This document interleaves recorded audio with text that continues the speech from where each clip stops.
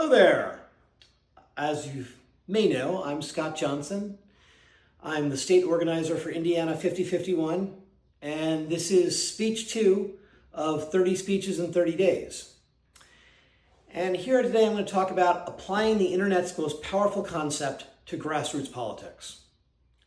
Now, there isn't a person among us who hasn't been affected by the internet. I mean, come on, you're watching this on YouTube or on TikTok. So what I'm saying is absolutely true. Now today I'm going to talk to you about the internet's most powerful concept and how you can apply it successfully to grassroots politics. So what is the single most powerful concept on the internet?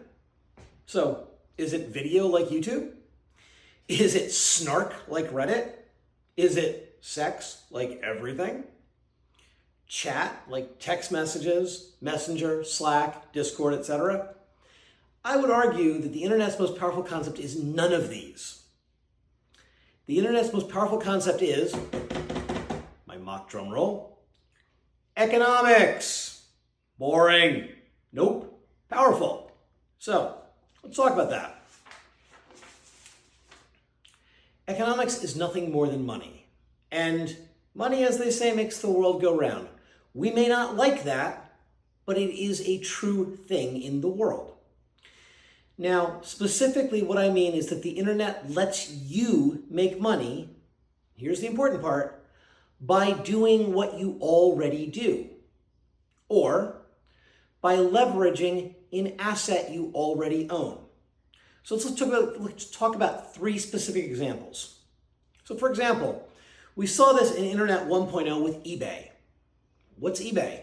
eBay is a way to sell the crap you already have. Now, today, eBay is a giant marketplace, okay? And it's not a one-to-one marketplace the way it used to be, but eBay came to power, and I lived through the first internet revolution because I'm 57, by letting Joe Sixpack, Mary Wine Girl, sell the stuff they already had, okay?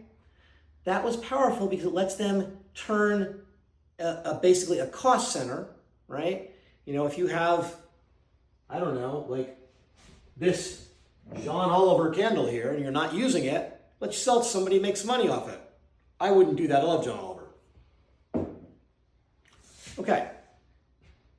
So that was a canonical Internet 1.0 example, and that's what built eBay. Now, another example is Airbnb. Airbnb originally, not the soul-sucking capitalist engine of landlord destruction that we have today, but originally Airbnb just lets you sublet an extra room. That's not a bad concept. And the final example is Lyft and Uber. They let you make money by driving people around because you had a car. Now, let's look at the economic value of these companies, and I would measure that by what's called market capitalization. So in other words, you take all the shares of stock, you multiply them by the stock price, and that gives you what's called a market capitalization. So I just went and looked it up. Even in this post-Trumpian, or I guess current Trumpian apocalyptic economic hellscape that we're in, eBay is still worth $31 billion. Airbnb is worth $76 billion. Lyft is worth, oh, that's sad, $5 billion. And Uber is worth $163 billion. So when I say the internet's most powerful force is its economics, it's letting people make money from something they already have or something they're already doing, that's power. When you have anything measured in the billions, I don't care if it's grains of sand, grains of rice, or dollar values, it's powerful. Now, there is a whole separate debate here about whether these companies are good or bad, okay? And I would make the proposition that if the companies are bad, and some of these, Uber, are beyond bad, although I'd also categorize Airbnb in there as well. If those companies are bad, that is a regulatory failure of our government. Now, personally, despite being an internet entrepreneur most of my life, I wanted Lena Khan to kick the crap out of tech companies under Joe Biden, but she never did. Shaking my head here, people. And that if we go into that, that leads us to a policy debate where we're never going to solve anything at all. It'd be fun, and I'd love it, but it takes us off track. So the underlying concept here is the internet lets you make money from either something you already have or something you're already doing. The first one is eBay, and the second one is Uber. Now, as I said, I've been an internet entrepreneur. I haven't made a ton of money, but I've done all right. And I don't and I won't apologize for being a capitalist. We live in a capitalist system. Now, we can argue endlessly about a socialist workers' paradise, but at least in America, that's probably unlikely to ever fully happen. Okay? And I would point out that when properly regulated, capitalism actually does lift people out of poverty. Now, we saw that in America from 1932 to 1980. That was the era of the New Deal, and that was the point when a rising tide really did lift all boats. Okay? We had a powerful central government with regulations that worked for the people, not for the corporate overlords. And then we got Reagan. And if we go down that rabbit hole, it goes from a 5-minute speech to a 5-hour speech. So we're going to pull it back.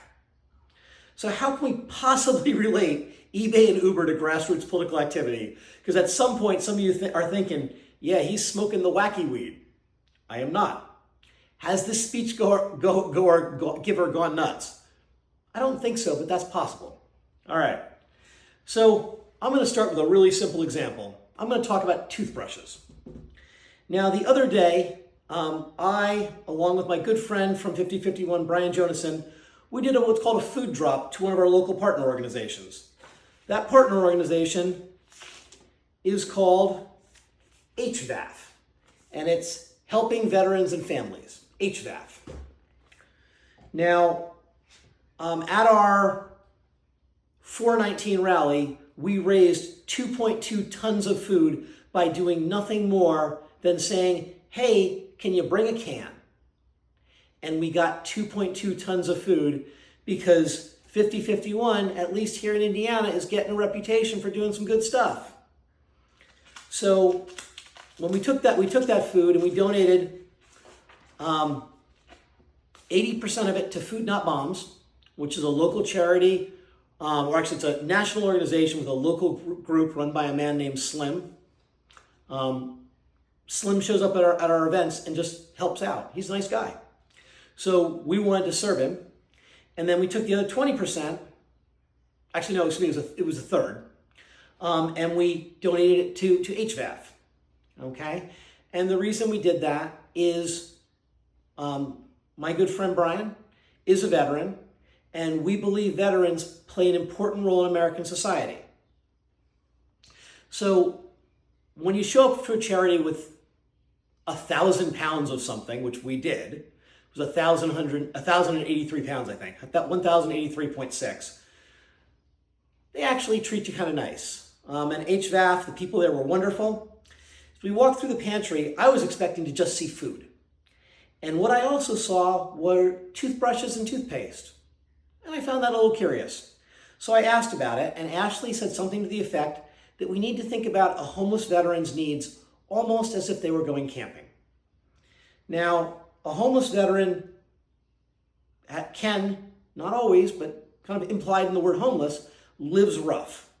They're often on the margins, so a toothbrush and toothpaste, which is, to me, because I am a homed person, to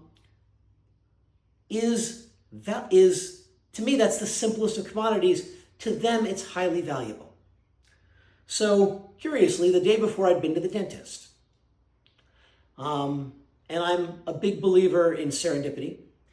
And here's what happens in America after a tooth cleaning in almost every dental office, or at least every one I've ever been to. They hand you a little bag. It's got a toothbrush and toothpaste. This is the one I got. So, and I go to Fisher's Family Dentistry in Fishers, Indiana. And it's got a toothbrush, and it's got some Colgate. And apparently also floss that just fell out. I think that one was overstuffed because it had 2 things of floss. And there it fell out again. Anyway. Now, I don't know where those bags come from. My guess is that the toothpaste, toothbrush companies give them away to cement brand loyalty. It's the whole marketing strategy called get them while they're young. And it works. I am 57. I use Colgate because that's what my childhood dentist, Dr. Bobby Bruskin, gave me as a kid. So how does this random crap relate to grassroots political activity? Well, I look at grassroots work as helping people. Now, yes, I am personally devoted to ridding ourselves of the mango Mussolini in the Oval Office. The tangerine tormentor. Call him what you will. But we have to help people along the way, and veterans served America. Now, here's an interesting statistic that I didn't know. I like numbers. I'm a nerd. 3% of Americans served in the military. It's actually, I think, between 2.5% and 3%, but I round up. But 10% of homeless are veterans. That is horrible. Okay? If you serve your country, you are statistically very likely to not end up with a good outcome. Now, America first diagnosed shell shock in World War I. Now, shell shock is another word for PTSD, and it's basically, PTSD is just it's a trauma thing. So my point is that veterans have been dealt a bad trip by society. And here's the grassroots concept, and I apologize it took so long to get here. We had to build up a whole sort of base of concepts. So here's the concept. Take a veteran, put them in a uniform, and put them outside a dentist's office with a plastic tote. Give them a flyer that explains that they're collecting toothbrushes and toothpaste to give to homeless vets. At the end of the day, get the tote to a collection point who can then get it to someone like these good folks. Lather, rinse, repeat. Okay? That is a grassroots political activity that takes advantage of something that you already have that you're just going to throw in a drawer. Now, so here's the logical objection. That feels like a lot of work. Why don't we just go to the toothbrush companies and ask for a donation? Sure, you could do that. I wouldn't do it. I'm an organizer, and I want to organize to make people aware of the issues, and this is a way to put the issue in front of people. The issue is that homeless veterans don't have toothbrushes or toothpaste. You go to a big company, and the issue gets lost. Sure, you'll get the materials, but you won't have raised public consciousness one whit. All right. So to summarize, we're allowing people to do something good from something they already have and they don't actually need. I can't tell you how many of these dentist bags I have at home. I always feel guilty throwing them out, so I don't. But they just sit there and accumulate. I have 4 people in my family. We each get our teeth cleaned twice a year. That's 8 bags. 8 toothbrushes and toothpaste. I don't need them. Now, when I go home tonight, maybe I'll actually get them together and take them to HVAF. But the point is, help people do the right thing. So, I said there were going to be 2 examples, and now I'm going to speed run through the next one. So, Menards receipts. Now, let's be honest here. Unless you're really, really detail-oriented, when you get a receipt for something and it's got a rebate on it, do you actually send the rebate in? Do you really go to the effort? Or do you think to yourself, yeah, I should do that. I'm just never gonna, but I'm gonna hang on to the receipt because it'll make me feel good.